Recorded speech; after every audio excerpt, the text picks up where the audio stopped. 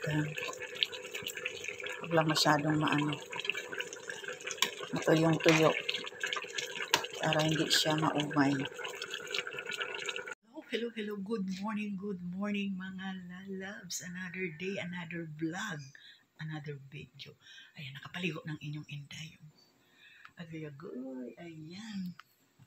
Nakapagligpit-ligpit naman ako ng mga lalabs. Nagluluto ako.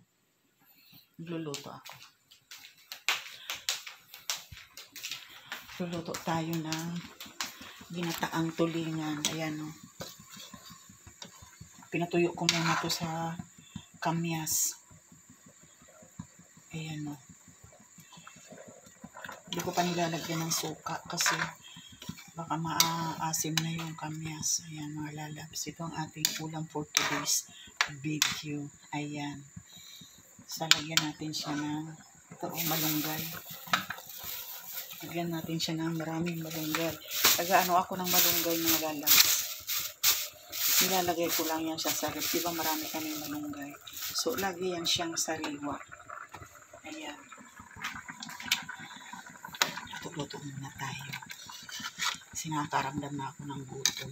Actually, umiinom ako ng gamot ngayon. Natin. Luto na naman tong tulingan kasi niluto ko na to sa kamyas.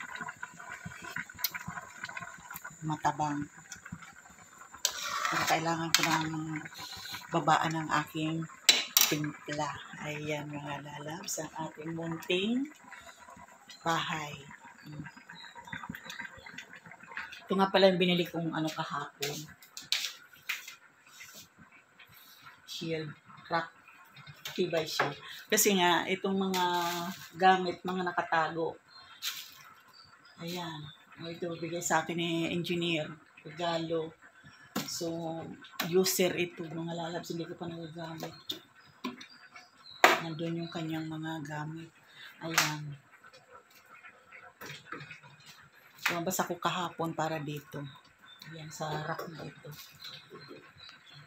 Makapag-ayos-ayos. Madalang ako mag-ayos-ayos ng bahay, mga lalabs, kasi hindi nga ako mahilig mag-ayos-ayos ng bahay. Tama na yung yung basic lang.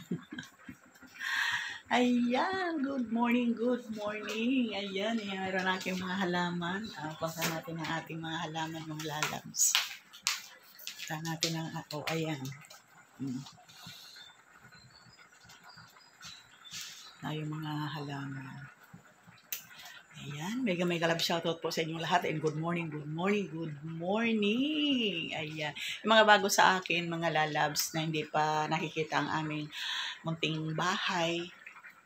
So, ito po yung aming bahay. Maliit lang siya, as in maliit lang. Ayan. Kagandahan kasi, hindi na kami nagre-renta. So, sarili ko na itong bahay. At saka dito kami nakalocate sa location namin ay sa Vitter Living. Ayan. Thank you so much for watching, mga lalab. Natin for today's video. Nilagyan na natin ng malunggay yung ating ginataang tulingan. Ayan. Kunting malunggay lang nilagay ko. Meron lang kamyas.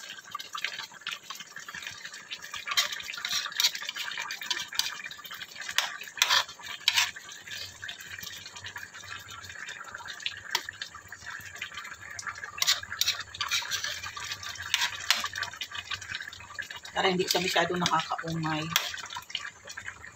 Dinamihan ko lang ng sabaw.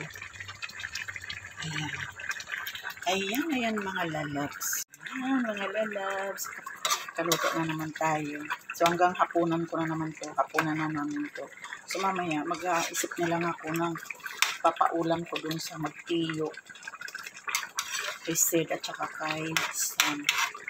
Kasi hindi sila mahilig kumain ng mga ganito.